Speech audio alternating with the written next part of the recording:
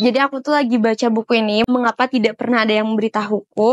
Dari buku ini tuh belajar banyak hal tentang bagaimana mengelola emosi, terus mengenali diri kita sendiri. Dari buku ini jadi kita tahu bisa mengenal diri kita lagi, oh ternyata seperti itu tidak baik gitu. Ada di sini semuanya.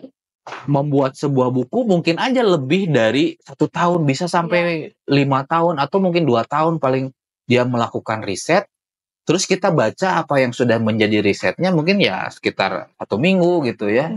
Jadi pekerjaan beberapa tahun kita baca hanya dalam 1 minggu, itu kan keren gitu ya. Jadi membaca itu tidak sia-sia kan sebenarnya. Dari OSIS itu kita belajar banyak hal. Dari setiap kegiatan kita juga dapat banyak ilmu gitu ya. Jadi jangan takut untuk gabung di OSIS karena nanti juga kita bakal ngerasain benefitnya setelah gabung dari OSIS itu apa aja.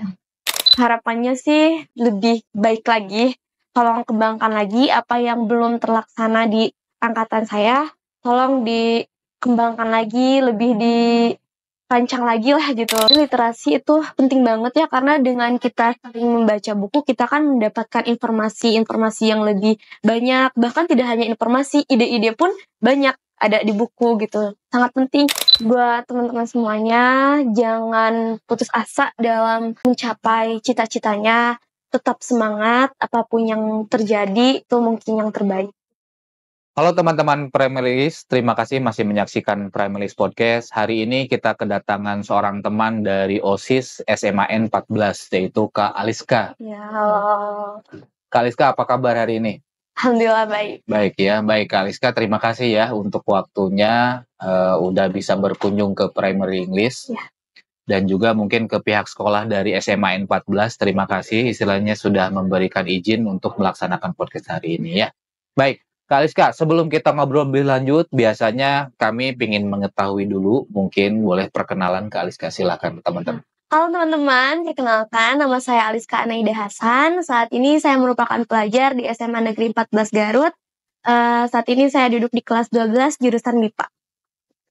Dan sekarang ini sebagai informasi Kak Aliska atau Caca ya panggilannya ya, yaitu sebagai ketua OSIS-nya ya. betul. Jadi ketua OSIS dari SMAN 14 Garut. Kalau di SMAN 14 itu berarti ada IPA dan IPS ya? Ya, Oke.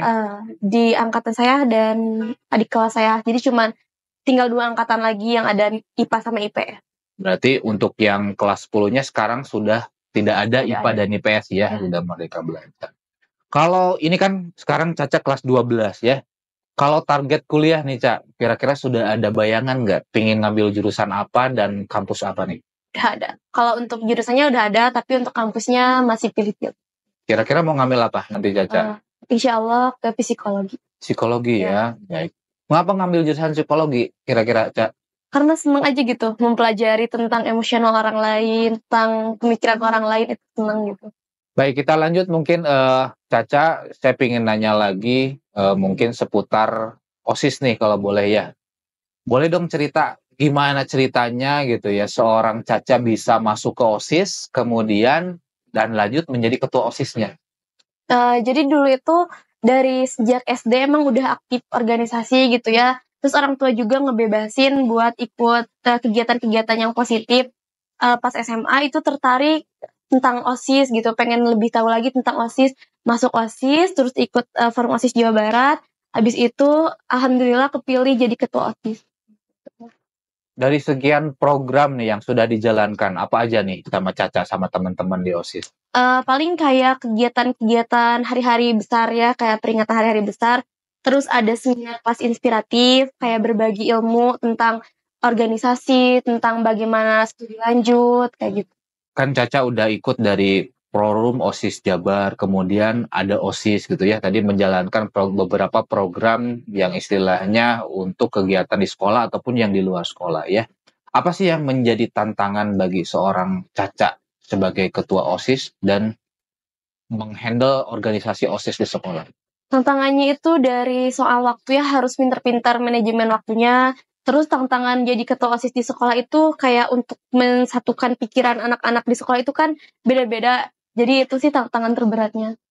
Biasanya ngapain tuh? Biasanya kalau lagi berargumen, apa sih yang biasanya dilakukan oleh Caca dan teman-teman? Kayak kita nampung dulu nih argumen-argumen dari teman-teman. Udah itu kita rundingin gitu, mana yang baik buat nanti kegiatan kedepannya, mungkin kayak gitu. Kalau dari tadi Caca sebutkan juga sudah bahwa bagaimana cara manajemen ya dari OSIS itu, yaitu salah satunya kita tampung gitu dan seterusnya. Pernah ada pengalaman nggak yang menarik selama menjalankan program Caca bersama teman-teman? Kira-kira apa nih yang paling menarik?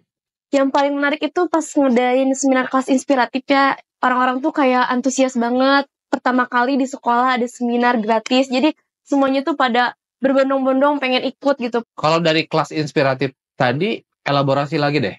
Itu ngadain siapa, kemudian temanya apa aja.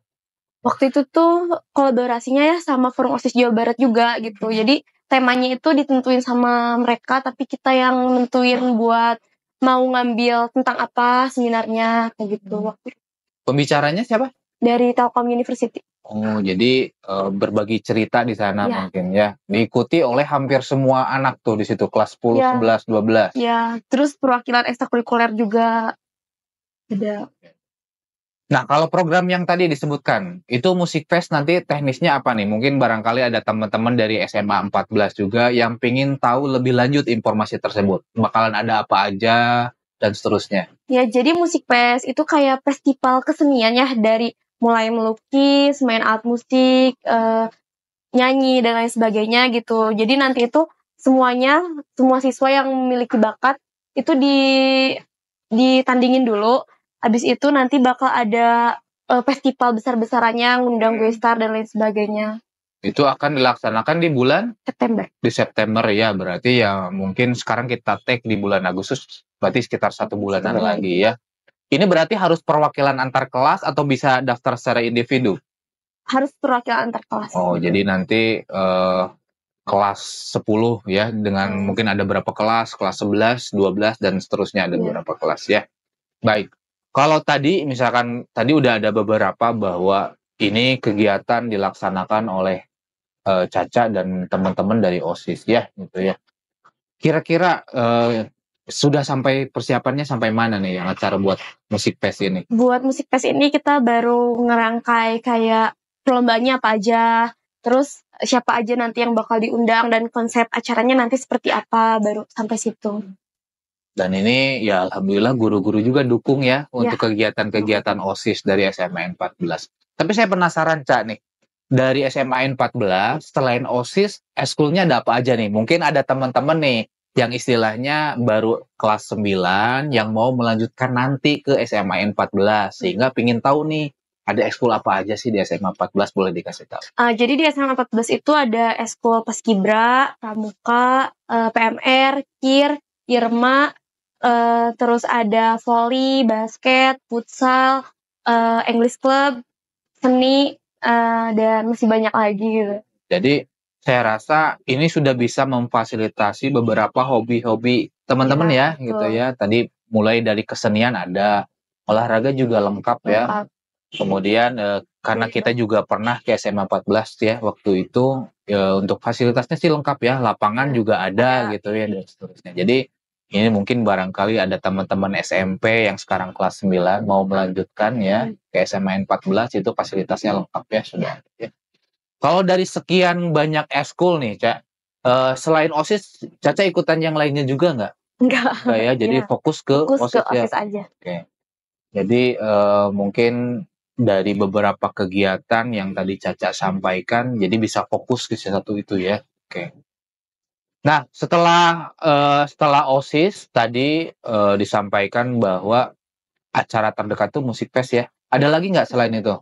Satu lagi ada Go Green School. Apa nih? Go Green School tuh kayak ngebangun lagi sekolah, maksudnya tuh ngebangun lagi fasilitas yang ada di sekolah untuk menjadi sekolah hijau dan sekolah ramah lingkungan. Ide dari mana ini Caca dapat ini? Sebenarnya itu ide bersama-sama satu angkatan OSIS gitu, ngerancang gimana kalau misalkan di sekolah kan masih banyak lahan yang kosong ya, dijadiin taman buat belajar atau dijadiin tanaman obat, taman-taman buat belajar. Jadi kan sejuk, enak kalau misalkan lagi jam istirahat bisa di situ. Terus juga kan dari Google School itu ada pengurangan sampah plastik ya. Jadi rencananya semua kantin itu gak boleh menyediakan plastik. Jadi yang beli itu harus bawa tempat sendiri gitu. Kayak gitu. Ya, jadi ini menarik ya. Jadi ini teman-teman OSIS yang ngerancang ide ini ya, gitu. Sudah sampai sejauh mana nih acara ide yang ini? Buat Google School sendiri itu kita baru bikin peta gitu. Mana aja yang bakal ditanamin, mana aja yang bakal dibikin jadi gazebo dan lain sebagainya gitu. Kalau peran sekolah ngebantunya sudah sampai mana nih untuk acara ini? Untuk yang Google. Digambar itu sama pihak sekolah. Oh, jadi sekolah ngebantu untuk mendesain juga ya? Mendesain. Terus yang tentang kebutuhan alat-alatnya apa aja itu dibantu sekolah juga. Terus sekolah juga rencananya di Go Green ini tuh mau bikin kantin kejujuran. Apa nih kantin kejujuran? Menarik. Jadi di bawah tangga itu kan ada lahan kosong ya. Rencananya mau dibikin gazebo gitu, terus disimpan makanan-makanan, tapi nggak ada yang jaganya, cuman ada kotak. Nanti kalau yang beli makanan, uangnya dimasukin ke situ. Oh, jadi bawa dan bayar sendiri gitu ya? Oke. Jadi dibilangnya kantin kejujuran. Oh iya, menarik ya. Jadi ya saya rasa ini program yang bagus ya. Tadi ada Go Green, berarti sesuai dengan istilahnya yang sekarang lagi rame nih. Kita sama-sama tentang membahas bagaimana membuat dunia lebih baik gitu ya. Salah satunya yaitu penanaman tanaman. Kemudian yang kedua tadi kantin kejujuran juga, itu saya rasa ide yang bagus gitu ya. Istilahnya bagaimana kita menanamkan, kalau dulu kan ada istilah darmaji, dahar 5 bayar hiji. Nah, mungkin dengan ada kantin kejujuran ini ya melatih kita ya terbiasa bagaimana ya kita bayar sesuai apa yang kita makan. Jangan ada istilah darmaji lagi. Keren ya. Ya mudah-mudahan nanti sekolah yang lain juga bisa ikut ya, istilahnya nanti kalau misalkan sudah ada nih di SMA 14 gitu. Nanti kita tunggu ya di up di sosial medianya ya, kalau itu sudah terlaksana supaya yang lain juga bisa mencontoh gitu. Saya rasa ini ide yang bagus. Kalau ini selama menjabat sebagai ketua OSIS deh, Ca, kira-kira apa sih tantangan terberat bagi Caca sendiri? Tantangannya itu kayak banyak kegiatan ya. Tentunya dengan banyak kegiatan kita juga sering gak ada di kelasnya gitu. Jadi kayak banyak ketinggalan pelajaran, orang lain udah selesai kita baru ngerjain. Jadi target belajar kita itu agak sedikit terhambat, tapi kita juga berusaha semaksimal mungkin supaya kegiatan di organisasi terlaksana, kegiatan belajar juga terpenuhi gitu. Itu tantangannya dari manajemen waktu mungkin. Biasanya kalau seorang Caca, ini mungkin bisa jadi tips juga nih bagi teman-teman yang sedang mendengarkan. Gimana sih manajemen waktu ala Caca biasanya? Apakah menggunakan aplikasi atau gimana? Supaya kegiatan tetap berlangsung, tapi sekolah juga nggak ketinggalan. Gimana biasanya? Biasanya aku bawa catatan kecil atau nulis di HP gitu. Hari ini kegiatannya apa aja. Kalau misalkan kayak gini nih lagi di luar, orang lain di sekolah belajar, nanti minta tugas ke teman. Kalau misalkan kegiatan di luar sekolahnya udah selesai, kita kan langsung pulang, abis itu langsung ngerjain tugas-tugasnya biar semuanya udah di luar udah beres, tugas juga udah terkumpulkan gitu. Jadi manajemen waktunya ala Caca berarti ditulis ya. Jadi via HP ya kalau anak sekarang ya. Jadi saya rasa sekarang itu udah banyak sekali cara bagaimana seseorang itu bisa memanfaatkan waktu semaksimal mungkin gitu ya. Karena kalau waktu kan dikasihnya sama, cuman tinggal menjadi pilihan orang kan. Apakah waktunya mau dipakai untuk tidur? Ada aja kan misalkan udah saya mah dipakai untuk istirahat deh, tidur. Tapi ada juga yang sebagian orang mungkin kayak Caca, saya mah lebih senang berkegiatan misalkan di OSIS. Ada juga yang mungkin istilahnya olahraga, itu kan beda-beda ya. Kembali lagi mungkin menjadi skala prioritasnya masing-masing ya. Baik, Ca. Ada ini nggak, mungkin ada tips dari seorang Caca bagi teman-teman yang masih ragu untuk gabung ke OSIS nih? Kan ya? Padahal tadi Caca sampaikan beberapa programnya bagus gitu ya. Terus kegiatan-kegiatannya juga seru sama teman-teman. Tapi ada saran mungkin nih, pesan ke teman-teman yang istilahnya, saya masih ragu masuk OSIS gitu, takut ketinggalan pelajaran dan seterusnya, kira-kira apa yang mau disampaikan? Jadi gini ya, jangan takut gitu, jangan OSIS mah capek, OSIS mah kayak suka pada dibilang babu sekolah ya. Padahal dari OSIS itu kita belajar banyak hal.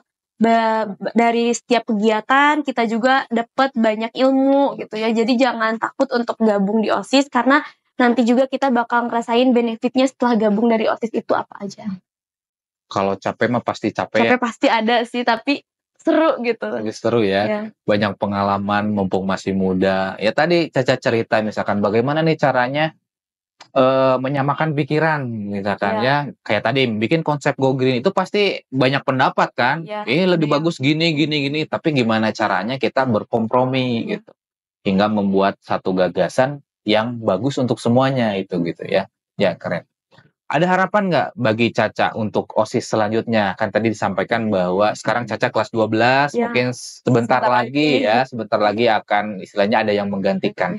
Ada harapan nggak untuk OSIS selanjutnya bagi Caca? Harapannya sih tolong lebih baik lagi, tolong kembangkan lagi apa yang belum terlaksana di angkatan saya, tolong dikembangkan lagi, lebih dirancang lagi lah gitu. Jadi semoga nanti banyak program-program yang lebih menarik lagi. Betul. Lebih bermanfaat lagi gitu. Dan tidak menutup kemungkinan mungkin nanti bisa istilahnya apa yang sudah dijalankan oleh program yang dijalankan oleh Caca dan teman-teman itu terus berlanjut gitu ya. Jadi jangan sampai misalkan kayak tadi Caca udah bikin Go Green ataupun kantin kejujuran, tapi tahun depannya berhenti, itu kan sayang ya.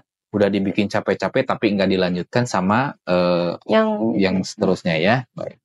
Baik Cak, saya pengen lanjut mengenai tema pendidikan nih secara umum gitu ya. Menurut Caca, pendidikan saat ini seperti apa sih? Menurut Caca, apakah sudah bagus atau misalkan ada masukan nggak kira-kira apa yang ingin seorang Caca sampaikan misalkan supaya pendidikan Indonesia lebih baik lagi?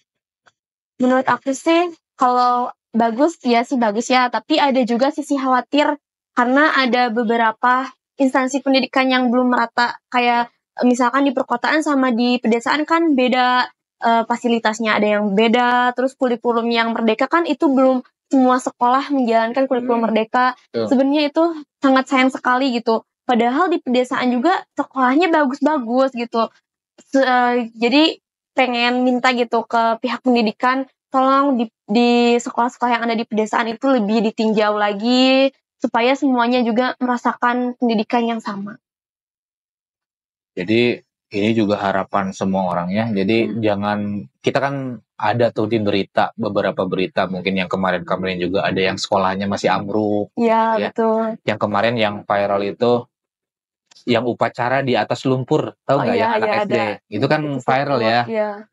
Istilahnya kok ternyata masih ada ya gitu ya yang bahkan hal-hal masih banyak gitu. ya itu menjadi PR bersama nih gitu ya, PR bersama mungkin antar kita juga sebagai istilahnya pendidik ataupun misalkan sebagai siswa, kita cari solusi juga nih gimana supaya berita-berita seperti itu mengenai pendidikan sudah tidak ada lagi ya. Baik, kalau ini Cak, dari segi kegiatan belajar gitu ya, kan sekarang itu istilahnya banyak sekali anak-anak, mungkin ini karena era sosial media ya, tapi ini mungkin bisa aja juga salah gitu ya. Menurut Caca, dari segi pemberian materi sekolah, apakah itu terlalu banyak materi atau enggak ya, Caca? Kalau dari kurikulum 2013 sendiri, materi masih banyak gitu ya. Materi masih banyak, terus tugas kelompok juga masih banyak gitu ya.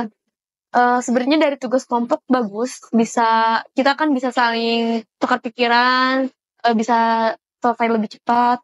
Tapi kalau untuk materi masih terlalu banyak. Terlalu banyak ya. Jadi kalau dari ini apa namanya sekarang pemanfaatan sosial media ya, kan kalau generasi Caca itu sebenarnya semua apa yang kita penasaran bisa kita ketik kan? Iya betul. Gitu ya. Sejauh mana sih sosial media membantu Caca dalam pembelajaran? Ya sangat jauh sekali gitu. Kalau misalkan kita nggak ngerti apa yang dijelasin sama guru, kita ketik, ada kan videonya, kita bisa nonton lagi, oh jadi paham gitu dari media. Seberapa sering sih sosial media untuk digunakan sebagai pembelajaran di Caca? Cukup sering sih gitu, karena setiap malam juga suka lihat review-review di sosial media tentang materi-materi. Kayak kemarin tuh yang viral itu kan ada yang seorang kakek yang membahas matematika di TikTok, Oh tahu iya, nggak? ada. Iya Iya. itu ya. Itu Yang suka Caca, live malam-malam. ya Iya. itu ya. Jadi saya rasa sekarang itu sudah banyak sekali istilahnya alternatif ya selama ada kuota lah gitu ya. Untuk jadi ruang untuk belajar itu tidak terbatas hanya Di di kelas sekolah, aja ya. ataupun di sekolah. Kan sekolah mungkin Caca sampai kelas jam berapa? Sampai jam 3:30. Setengah 4 gitu ya. Nanti barangkali misalkan ada materi yang belum paham karena keterbatasan waktu, Bisa sekarang nonton lagi. bisa nonton lagi mungkin siapa lewat YouTube, lewat TikTok yang tadi ya. Jadi ini kalau kita gunakan sosial media sebaik mungkin sih ini saya rasa bisa membantu dan sangat membantu di Sangat pembelajaran membantu. ya. Oke, kita lanjut ke ini Caca. Ada mungkin dari segi pendidikan nih masih ya. Dari pendidikan itu tidak lepas dari literasi nih, Caca ya. Kalau Caca sendiri memandang literasi ini sepenting apa sih menurut Caca? Menurut aku sendiri literasi itu penting banget ya, karena dengan kita sering membaca buku, kita kan mendapatkan informasi-informasi yang lebih banyak, bahkan tidak hanya informasi, ide-ide pun banyak ada di buku gitu. Sangat penting, walaupun kan literasi di era sekarang itu benar-benar kurang ya, benar-benar kurang banget karena bagi Gen Z gitu, apapun yang dia cari pasti dia ketik di internet, pasti dia ada. Kan Gen Z itu kebanyakan pengen instan, malas untuk baca buku, padahal dari membaca buku itu kita dapat banyak informasi, seru juga kok baca buku tuh. Jadi ya turunan literasi itu luas ya, ada baca dan seterusnya lah ya gitu. Kalau buku yang ngena banget ataupun yang masih ingat nggak yang sudah dibaca, buku apa nih, Caca? Ada satu buku yang sekarang lagi dibaca Oh gitu sekarang ya. lagi ya? Ya, judulnya itu Mengapa Tidak Ada Yang Memberitahuku. Oke, itu penulisnya siapa? Masih ingat? Lupa sih Lupa itu ya. ya, tapi penulisnya itu seorang psikolog terapi. Oke, mengapa tidak ada yang memberitahuku? Ya, jadi aku tuh lagi baca buku ini, Mengapa Tidak Pernah Ada Yang Memberitahuku. Dari buku ini tuh belajar banyak hal tentang bagaimana mengelola emosi, terus mengenali diri kita sendiri. Dari buku ini jadi kita tahu bisa mengenal diri kita lagi. Oh ternyata seperti itu tidak baik gitu. Ada di sini semuanya. Ya, apalagi sekarang di era sosial media itu tidak ada filter ya. Iya. Dalam artian baik buruk tuh campur aduk di situ gitu. Kalau dulu kan, kalau generasi saya nih, ini informasi aja ya. Generasi saya itu tontonannya itu di TV. Ya, TV apa itu RCTI, TVRI dan seterusnya. TV itu atau radio, TV dan radio itu ada yang filternya. Misalkan kayak KPI. Ya, jadi segala macam hal yang istilahnya negatif, kekerasan itu nggak bisa langsung masuk. Jadi harus ada filternya dulu. Kalau sekarang kan nggak ada. Ya, kita bisa ngelihat apapun gitu ya. Apalagi di handphone ya. Apalagi ya, gitu. Jadi saya rasa buku ini akan membantu. Dokter siapa penulisnya? Dr. Julia Smith. Luar berarti ya ini ya. Buku terjemahan berarti ini ya? Ya, buku terjemahan. Iya, jadi tahu dari mana Caca buku ini? Apakah ada seorang teman yang merekomendasikan atau ngelihat di perpus atau gimana? Jadi ini tuh bukunya dikasih sama teman gitu waktu iya. kemarin. Waktu kemarin ulang tahun teman ngasih buku ini. Oh, menarik ya. Iya. Saya masih sangat terkesan sekali ketika dapat kado buku gitu. Itu sangat istilahnya wah gitu, kalau saya dapat kado berupa buku itu saya wah Seneng banget gitu.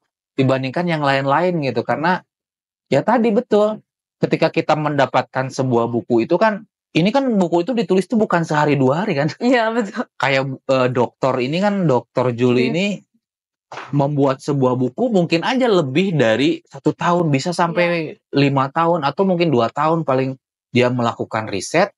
Terus kita baca apa yang sudah menjadi risetnya mungkin ya sekitar 1 minggu gitu ya. Jadi pekerjaan beberapa tahun kita baca hanya dalam 1 minggu, itu kan keren gitu ya.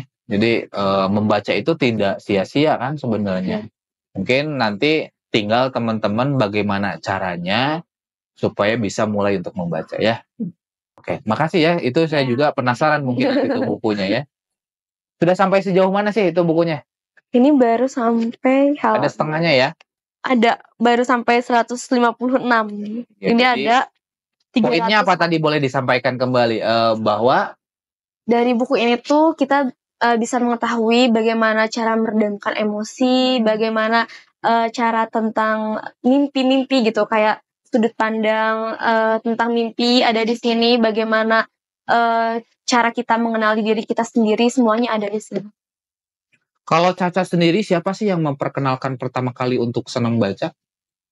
Sebenarnya aku tuh dari kecil di rumah kan suka ada buku-buku kayak gitu. Buku ada, kalau misalkan ada buku suka dibaca gitu. Terus juga dulu suka dibeliin buku-buku cerita. Jadi dari situ suka baca. Ini peran orang tua juga ya, Iya. ikut berperan, mungkin ayah sama ibu juga ya, alhamdulillah ya, sering istilahnya memperkenalkan. Ada tips nggak bagi teman-teman yang istilahnya masih kesulitan untuk membaca nih, misalkan ya belum mulai gitu? Mungkin buat yang sulit ya buat baca buku kan suka ngantuk katanya, minimal 1 hari 1 halaman biar seterusnya kita terbiasa gitu dari 1 hari 1 halaman, siapa tahu bisa 1 hari 1 buku gitu.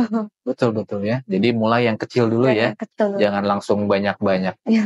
Dan kalau temanya, kalau Caca senangnya buku tentang apa sih? Apakah novel, komik, majalah, atau semuanya? Lebih suka novel.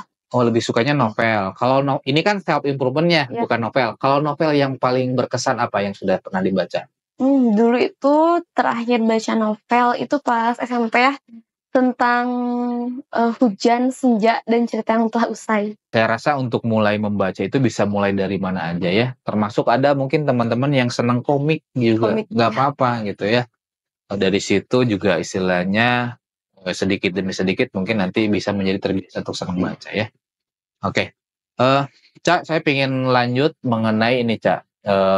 Ada yang istilahnya kita sering dengar tentang generasi emas nih, masih tentang pendidikan juga, yang mana nanti mungkin di 2045 gitu ya, kita mendengar ada bonus demografi gitu ya, dan seterusnya. Kalau Caca melihat Indonesia di tahun 2045 akan seperti apa sih menurut Caca nanti? Menurut saya sendiri sih akan lebih berkembang lagi ya, apalagi generasi muda Indonesia itu sangat memiliki banyak ide-ide yang menarik ya. Jadi bisa juga membantu untuk Indonesia menjadi lebih baik lagi. Jadi harapannya kita bisa lebih baik ya, bisa istilahnya kemarin mungkin kita melihat ada IKN gitu, ada Ya, yang baru IKN. gitu ya. Mungkin nanti yang tadi kesejahteraan pendidikan lebih baik gitu dan seterusnya ya. Baik. Cak, kalau ini masih ada sangkut pautnya tentang istilahnya pendidikan juga, karena kita adalah primary English, kita istilahnya di bidang pengembangan skill berbahasa Inggris gitu ya. Ada pengalaman nggak, Cak, seberapa penting sih bahasa Inggris di kehidupan Caca? Menurut aku bahasa Inggris sangat penting banget ya, karena bahasa Inggris itu bahasa internasional ya. Jadi kita penting banget gitu sejauh kemanapun kita melangkah, pasti kita butuh bahasa Inggris. Kalau Caca bahasa Inggrisan merasa sulit atau sedang atau sudah terbiasa? Dari kelas berapa dulu mulai bahasa Inggris kalau Caca sendiri? Agak Di sekolah? sulit sih soalnya baru belajar bahasa Inggris SMP karena dulu SD-nya swasta dan di SD tersebut gak ada bahasa Inggris. Ya, jadi ini juga Cak, ada sebuah wacana ya, tapi saya tidak tahu nih apakah sudah ada tindak lanjutnya atau belum. Jadi nanti itu ada aturan di SD itu wajib ada bahasa Inggrisnya gitu ya. Tapi saya nggak tahu nih apakah sudah menjadi keputusan tetap atau gimana. Ya mudah-mudahan ya. Kalau istilahnya ya tadi mungkin Caca juga ngalamin ya, misalkan SD-nya nggak ada bahasa Inggris, SMP langsung ini kan kaget. Ya kaget. Terus kurang juga kan waktu SMP kan COVID. Oh betul Iya, betul. angkatan COVID dulu. Kelas 7 semester 2 itu COVID. Terus masuk kelas 9 semester 1. Langsung lulus aja Langsung berarti ya. lulus aja. Ya. Jadi ya mudah-mudahan deh nanti bagi teman-teman yang istilahnya merasa, tapi sekarang mah sosial media gampang ya belajar bahasa Inggris bisa kan ya? Ada aplikasinya juga, Ya, suka mainin aplikasi juga. banyak gitu ya. Jadi sekarang itu masih banyak sekali cara untuk belajar ya, apapun itu, mau belajar matematika, bahasa Inggris gitu dan seterusnya. Baik, Ca, ini mungkin pertanyaan terakhir dari Primary English ya. Mungkin boleh disampaikan kepada teman-teman, barangkali ada pesan untuk teman-teman yang sedang menyaksikan, sekaligus closing statement dari Caca, silakan. Buat teman-teman semuanya, jangan putus asa dalam mencapai cita-citanya, tetap semangat, apapun yang terjadi, itu mungkin yang terbaik. Kayak gitu. Oke, baik, Ca. Hatur nuhun ya untuk waktunya, untuk ngobrolnya, istilahnya mudah-mudahan tadi jurusan psikologinya tercapai ya di UIN Amin. ya, amin ya. Dan segala kegiatan OSIS mungkin yang sekarang dikit lagi tuh, istilahnya mau bikin program musik fest, terus Go Green, dan kantin kejurunya terlaksana sampai Amin. selesai ya. Lancar-lancar semua. Salam buat teman-teman yang lain OSIS sama ke gurunya juga ya, SMN 14. Makasih ya, Ca ya. Ya, sama. Baik, teman-teman, itulah Caca ataupun Aliska, Ketua OSIS dari SMAN 14 Garut. Terima kasih.